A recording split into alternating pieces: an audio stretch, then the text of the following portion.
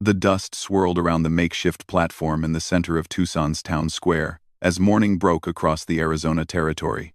It was September 1886, and the heat already pressed down like a heavy blanket. Even though the sun had barely cleared the horizon, a small crowd gathered, their faces hard and weathered by the desert sun, their eyes curious but cold. Standing on the wooden platform was a young Apache woman, perhaps 20 years old, with long black hair that fell past her shoulders like a dark waterfall. Her name was Ayana, which meant eternal blossom in her language, though none of the white faces staring up at her knew this. To them, she was simply the last one, the final Apache to be captured after Geronimo's surrender. Her hands were bound with rough rope, and her traditional Duscan dress was torn and stained from weeks of travel and captivity. Despite her circumstances, she held her head high, her dark eyes scanning the crowd with a mixture of defiance and resignation. She had watched her people disappear one by one, some killed in battles, others taken to distant reservations, and now she stood alone, the last of her band. The auctioneer, a portly man named Jeremiah Watts, mopped his forehead with a dirty handkerchief. He had been in the business of selling Indian servants for nearly a decade, though the practice was becoming less common as the government tried to establish a more organized system for dealing with captured natives. Still, there were always buyers for strong young women who could work in houses or on ranches. "Ladies and gentlemen," Watts called out in his booming voice, "we have here the final Apache woman captured from the Chiricahua band. She's young, strong, and can be trained for household work or ranch duties. The government has authorized her sale to a responsible citizen who will ensure her proper supervision." Ayana understood enough English to know what was happening. She had learned the language during brief contacts with traders and soldiers over the years. The word sale made her stomach turn. In her culture, people were not property. The very concept was as foreign and repulsive to her as the smell of the white man's tobacco that hung in the air. In the crowd, various potential buyers examined her like they would examine a horse or a piece of farm equipment. There was Mrs. Henderson, the banker's wife, who needed domestic help for her large household. She whispered to her husband about the woman's potential for housework, pointing at Ayana's hands and discussing her apparent strength. Near the back stood Tom Bradley, a cattle rancher known for his harsh treatment of workers. He had purchased Apache prisoners before, using them as laborers on his sprawling ranch. His eyes held no kindness as he evaluated Ayana, calculating how much work he could extract from her. The bidding began at $25. Mrs. Henderson raised her hand first, followed quickly by Bradley. A few other ranchers and businessmen joined in, their voices mixing with the sounds of horses stamping and morning birds calling. The price climbed slowly. $30, then $40, then $50. Ayana watched this degrading spectacle with growing fury. These people spoke of her as if she were not standing right there, as if she could not hear and understand their cruel assessments. She thought of her grandmother's stories about the old days, when her people roamed free across vast lands, following the seasons, and living in harmony with the earth. How had it come to this? As the bidding continued, a new figure appeared at the edge of the crowd. He was a tall, lean man with graying hair and weathered hands that spoke of years of hard work. Unlike the others, he did not stare at Ayana with calculating eyes. Instead, he seemed uncomfortable, shifting his weight from foot to foot as if the very scene disturbed him. This was Samuel Morrison, though few in town knew much about him. He owned a modest ranch about 30 miles outside Tucson, where he raised cattle and horses, mostly by himself. Morrison kept to himself, coming to town only when necessary for supplies or business. Some said he was a war veteran, though he never spoke of such things. Others whispered that he had lost family during the Indian Wars, though again, he remained silent on personal matters. Morrison had not come to town planning to participate in any auction. He had simply needed supplies and heard the commotion in the square. When he realized what was happening, something inside him recoiled.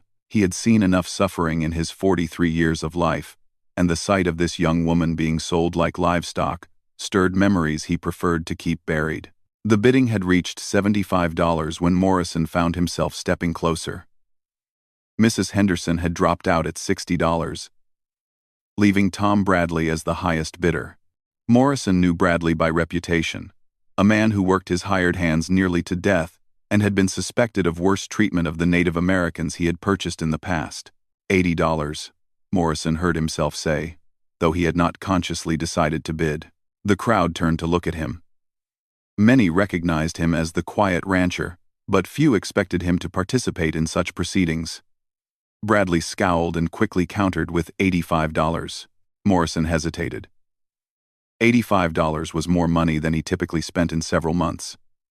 His ranch was modest, and he lived simply, saving what little profit he made for lean times. But something about the woman's dignity in the face of such humiliation moved him in a way he had not expected. $100, Morrison said, his voice steady despite his inner turmoil. A murmur went through the crowd. $100 was a significant sum, more than most had expected to pay for an Indian servant. Bradley glared at Morrison but seemed to calculate whether the investment was worth it. After a long moment, he shook his head and stepped back. $100 going once, called the auctioneer. Going twice. He paused, scanning the crowd for any other bidders. Sold to Samuel Morrison. $12. Sainshade. Morrison felt a strange mixture of relief and anxiety as he approached the platform to complete the transaction. He avoided looking directly at Ayanna as he counted out the money to Watts. His hands slightly trembling. What had he done? He had no need for a servant, and he certainly had no experience dealing with captured Apache women. He lived alone by choice, preferring the quiet company of his animals to the complications of human relationships. As the paperwork was completed, Morrison finally glanced up at Ayanna. Her eyes met his, and for a moment, he saw not defiance or fear, but curiosity. There was an intelligence there that caught him off guard, a depth that spoke of someone who had seen and understood far more than her years should have allowed. "She's your responsibility now, Morrison," Watts said, handing over a crude bill of sale. "The government expects you to keep her under proper supervision. Can't have her running off to cause trouble." Morrison nodded curtly, folding the paper and putting it in his pocket. He looked around for something to cut Ayanna's bonds but realized he would need to wait until they were away from the crowd. Leading her down from the platform, he gestured toward his wagon, parked at the edge of the square. As they walked through the dispersing crowd, Morrison could feel the stares and hear the whispered conversations. Some approved of his purchase, seeing it as a civic duty to take responsibility for the savage. Others questioned his motives, wondering what a solitary rancher wanted with an Apache woman. Morrison ignored them all, focusing instead on getting out of town as quickly as possible. At his wagon, he finally cut Ayanna's bonds with his pocket knife. She rubbed her wrists where the rope had chafed, watching him carefully. She did not try to run, though Morrison would not have been surprised if she had. Where could she go?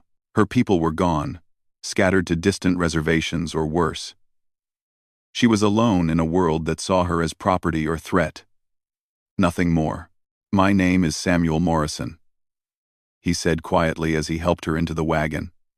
"I know you probably understand some English.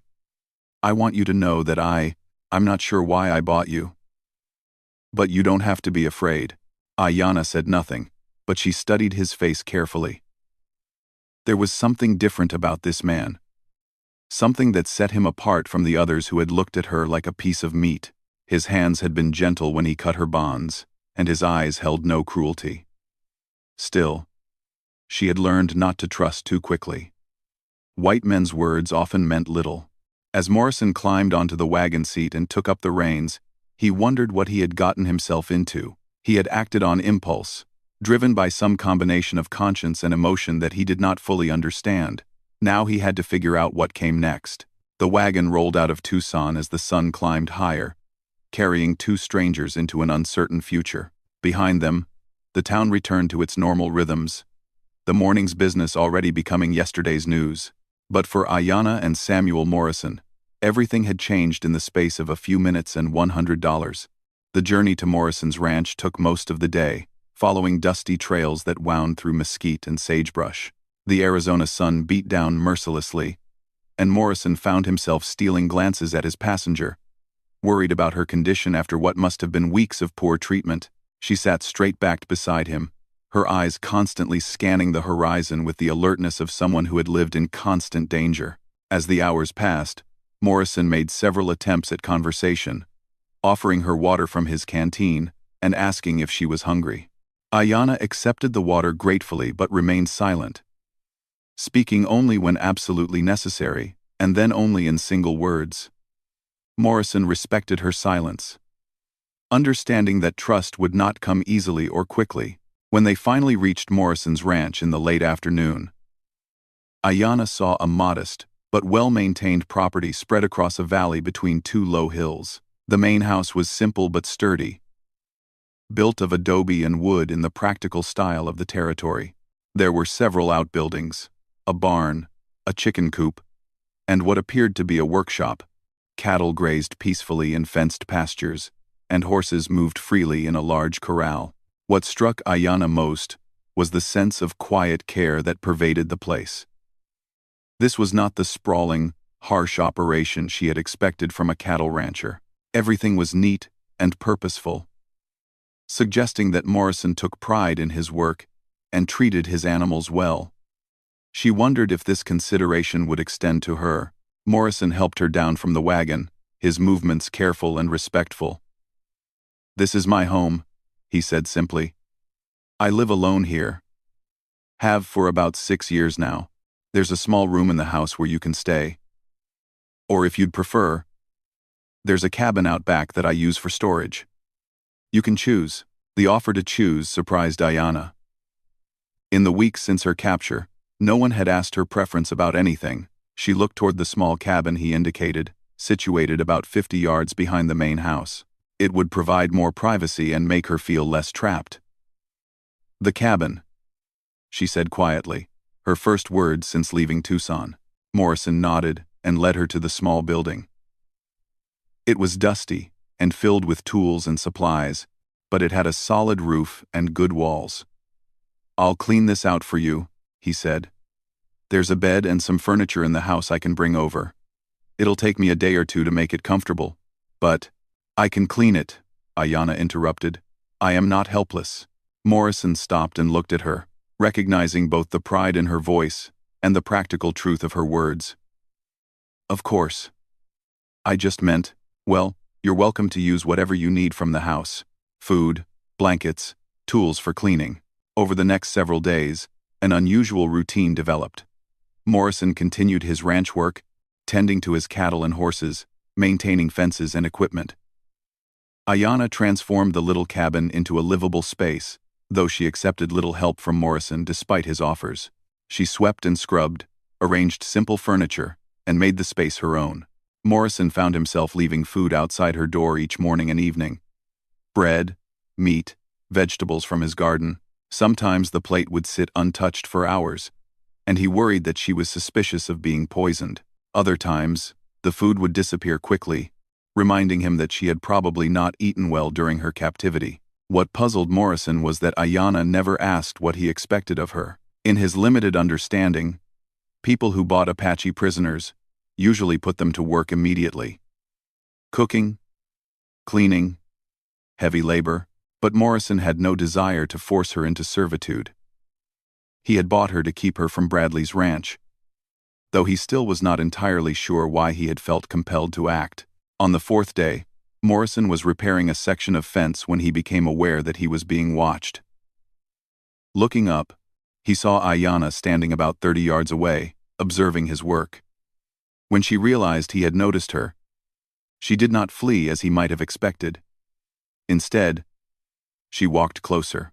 "You do everything alone," she said, studying the fence repair he was struggling with. Morrison wiped sweat from his forehead and nodded.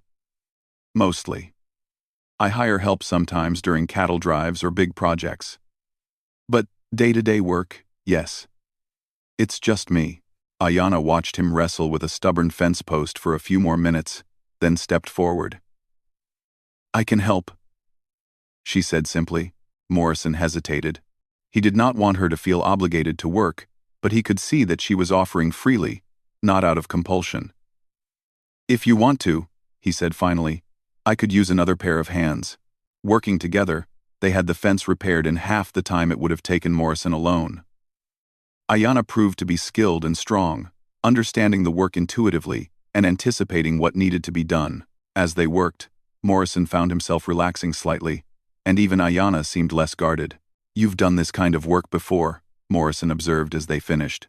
Apache women work alongside men, Ayanna replied. We build. We hunt. We do what is needed. Your people think women are weak. But this is not true. Morrison considered this, realizing how little he actually knew about Apache culture, beyond the fearsome stories told by soldiers and settlers. What else do your people do that mine get wrong? He asked. This question seemed to catch Ayanna off guard. She studied his face carefully, as if trying to determine whether he was genuinely curious or simply making conversation. After a long moment, she began to speak. Your people think we are savage because we fight for our land, but we have laws, traditions, ways of living that are older than your towns. We take care of the earth, not just use it up and move on. We share what we have with those who need it. We honor our elders and teach our children the old ways. She paused, her voice growing quieter. My grandmother told me stories of when your people first came. Some wanted to trade, to live in peace. But then more came, and they wanted everything. They did not understand that the land belongs to all, not just to those who put marks on paper. Morrison listened without interrupting, recognizing the pain in her words. Like most white settlers, he had heard only one side of the story, tales of Indian raids and savage attacks. He had never considered the Apache perspective, never thought about what it might feel like to watch your entire way of life disappear. I'm sorry, he said finally, and meant it. For what happened to your people. For all of it. Ayanna looked at him with surprise. In all her interactions with white people, no one had ever apologized for the destruction of her world. She was not sure how to respond to such unexpected words. As the days passed, their conversations became longer and more frequent. Morrison learned that Ayanna had grown up in the Chiricahua Mountains, the daughter of a respected warrior and a medicine woman. She spoke of learning to track animals, to find water in the desert, to read the signs that told of weather changes or approaching enemies. Her education had been thorough and practical, preparing her for a life that no longer existed. Morrison shared stories of his own past, though more reluctantly. He told her about growing up on a farm in Kansas, about joining the army during the Civil War, about the things he had seen that made him want to find somewhere quiet and isolated when the fighting was over. He did not speak of the family he had lost, or the reasons he preferred solitude, but Ayanna sensed deeper currents in his carefully chosen words. What surprised both of them was how naturally they began working together. Ayanna helped with ranch chores, but not as a servant, as a partner who understood that the work needed to be done and was willing to do her part. She proved especially skilled with the horses, seeming to communicate with them in ways that amazed Morrison. Horses know when someone understands them, she explained one evening as they watched the animals move peacefully in their corral. Your people use force, make them afraid. But fear makes them stupid, unpredictable, better to earn their respect. Morrison watched her with growing admiration as she demonstrated her approach to horse training. Her methods were entirely different from anything he had learned, based on patience and communication rather than dominance. Within days, horses that had been skittish and difficult became calm and responsive under her care. One evening, about 2 weeks after arriving at the ranch, Ayanna asked Morrison a question that had been troubling her. Why did you buy me? Morrison set down the harness he had been mending and considered his answer carefully. Honestly, I'm not entirely sure. I saw what was happening, and it felt wrong. I knew Bradley, knew what kind of man he was. I couldn't let that happen, but you could have walked away. Ayanna pointed out. Most of your people would have. Morrison nodded slowly. Maybe. But walking away from something wrong doesn't make it right. I had the money. And he struggled to find the right words. During the war, I saw a lot of suffering.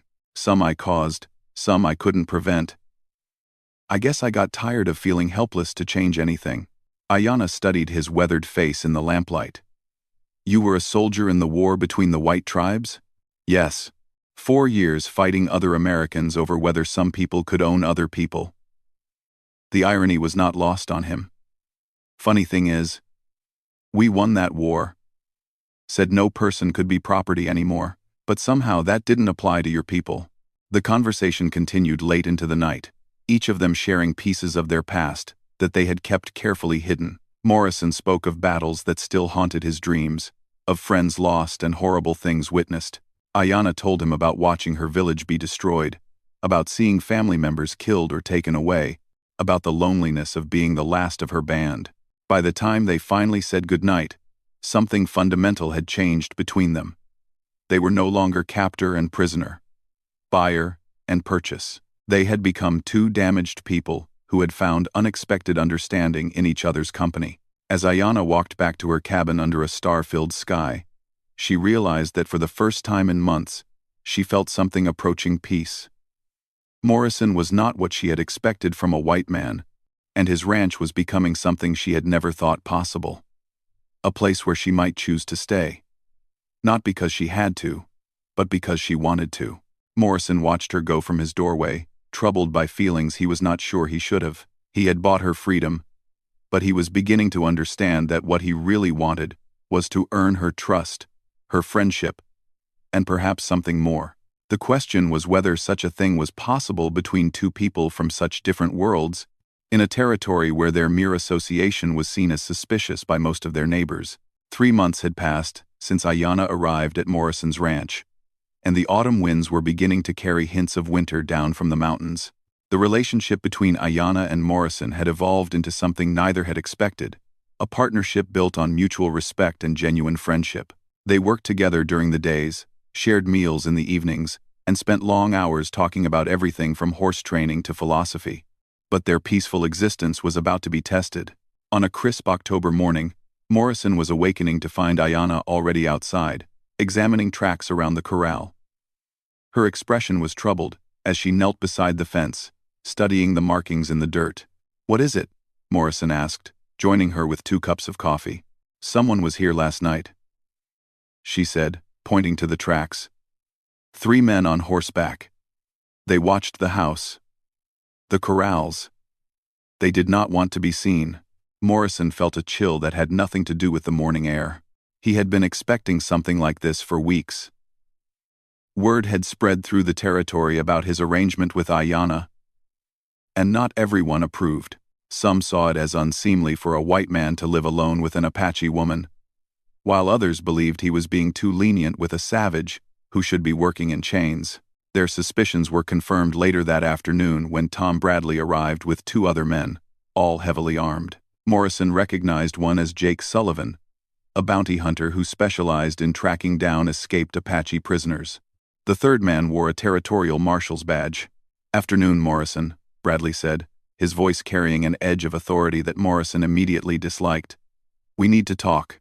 Morrison stepped onto his porch, positioning himself between the men and the cabin where Ayanna was working. "What can I do for you, gentlemen?"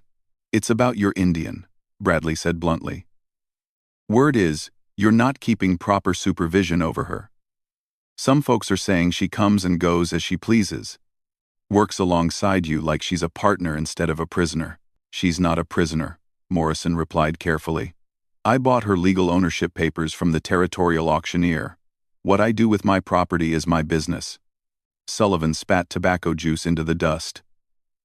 "Property that can think and plan is dangerous property, Morrison.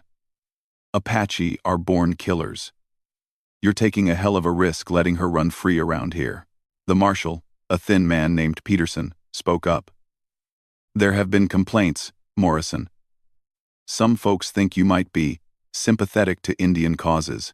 There's talk that maybe you're planning to help her escape to Mexico or back to the reservations." Morrison felt anger building in his chest but kept his voice steady. "I'm not planning anything except running my ranch. The woman works hard and causes no trouble. I don't see how that's anyone's concern but mine." "It's our concern because of what happened over at the Richardson place last week," Bradley said with obvious satisfaction. Someone stole 3 horses and supplies. Tracks looked like Apache work. Now, I'm not saying your woman was involved, but you're suggesting it anyway, Morrison finished.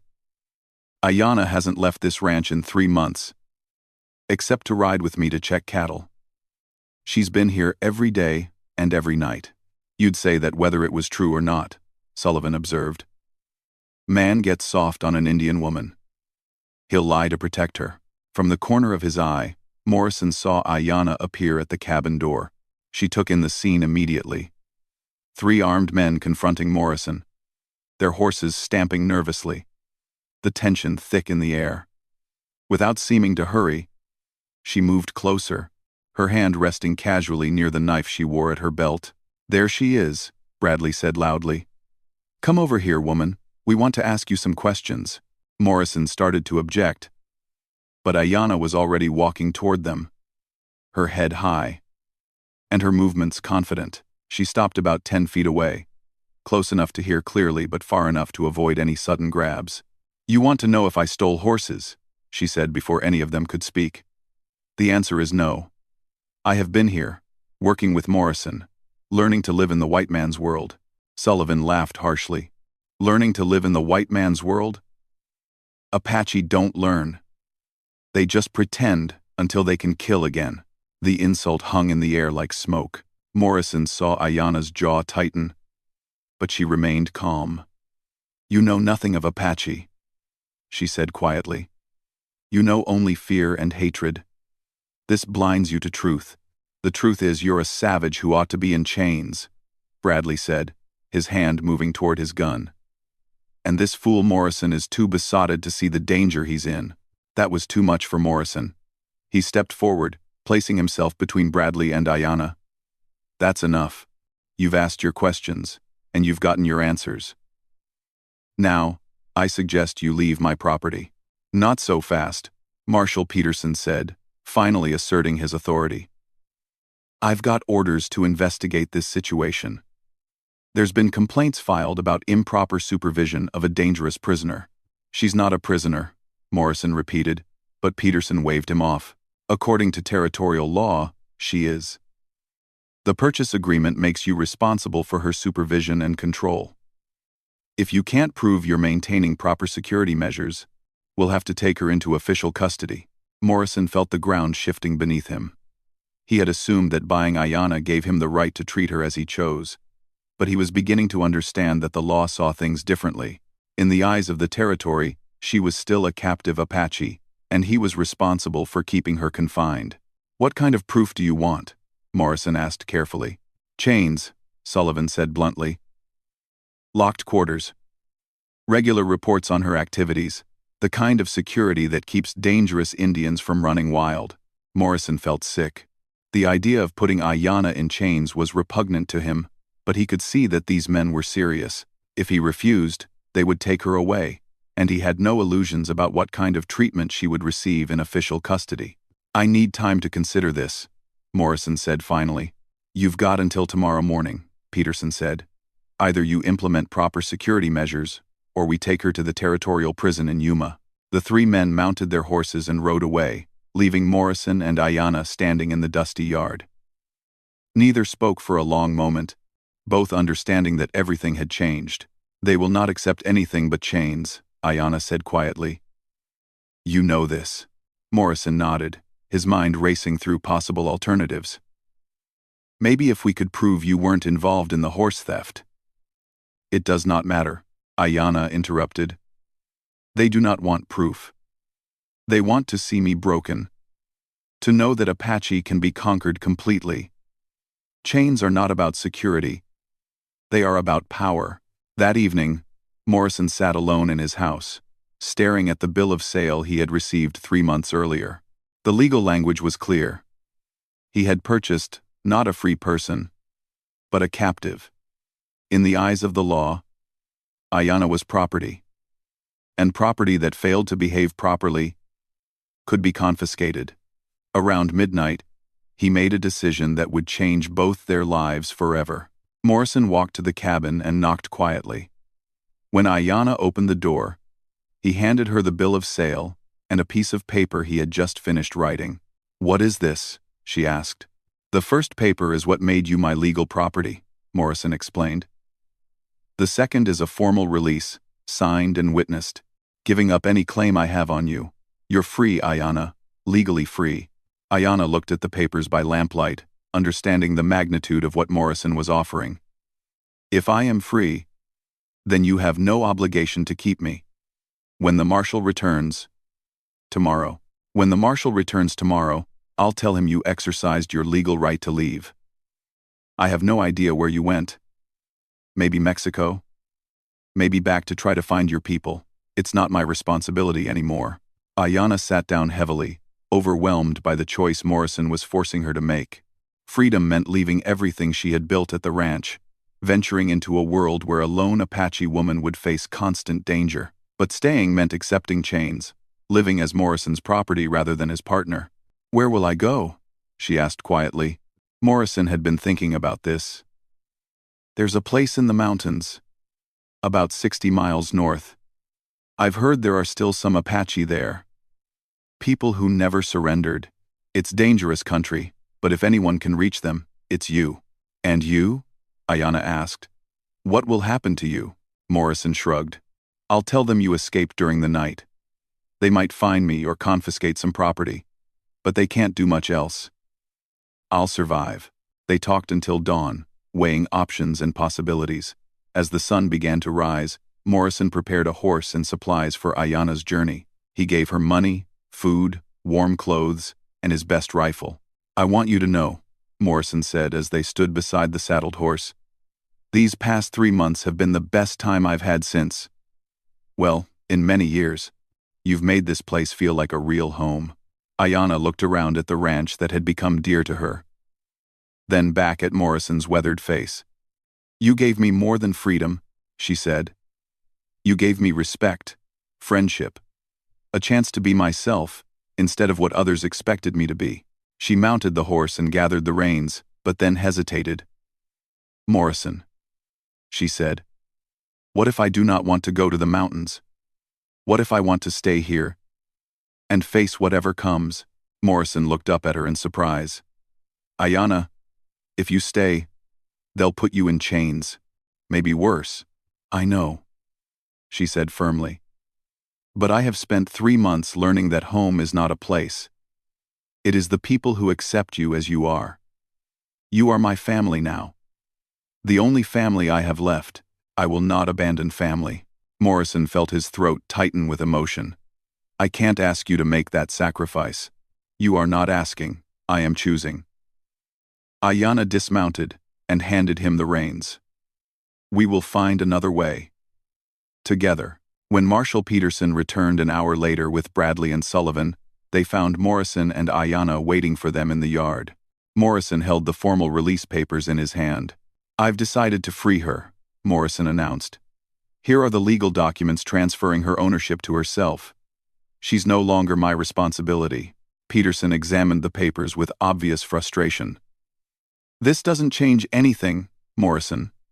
She's still a captured Apache, still subject to territorial authority." "Actually, it changes everything," said a new voice. A man in an expensive suit walked into the yard, followed by another man carrying an official-looking leather case. "My name is James Hartford, attorney for the Territorial Rights Commission. I believe you gentlemen are in violation of federal law." Peterson looked confused. "What federal law?" Hartford smiled coldly. "The 13th Amendment to the Constitution, which prohibits slavery and involuntary servitude except as punishment for crime. This woman has committed no crime, has not been convicted by any court, yet you're attempting to keep her in bondage. That's a federal crime." "Gentlemen," Bradley stepped forward angrily, "she's a captured enemy combatant, not a slave. Then where are the articles of war? Where is the military tribunal? Where is due process?" Hartford rattled off the questions with obvious satisfaction. "Round. You can't have it both ways. Either she's a prisoner of war entitled to certain protections, or she's a free citizen entitled to constitutional rights. What you can't do is treat her as property to be bought and sold." Morrison had never seen Hartford before and had no idea where he came from, but he was grateful for the intervention. Later, he would learn that word of Ayanna's situation had reached sympathetic ears in Washington, people who were beginning to question the legal basis for the continued persecution of Apache survivors. The legal battle that followed took several weeks, but Hartford's arguments proved irrefutable. The territorial authorities had overstepped their bounds, and the federal government finally stepped in to clarify that captured Indians who had not been formally charged with crimes could not be held in indefinite bondage. Ayanna was officially declared a free citizen of the United States, with all the rights that entailed. It was a landmark decision that would affect the treatment of other captured Indians throughout the territory. As winter arrived at the ranch, Ayanna and Morrison settled into their new life as equals and partners. They continued working the ranch together. But now, Ayanna received her fair share of the profits. They built an addition to the main house so she could have her own space, while remaining part of the household. Their relationship deepened into love, though it would be another year before either had the courage to speak of it openly.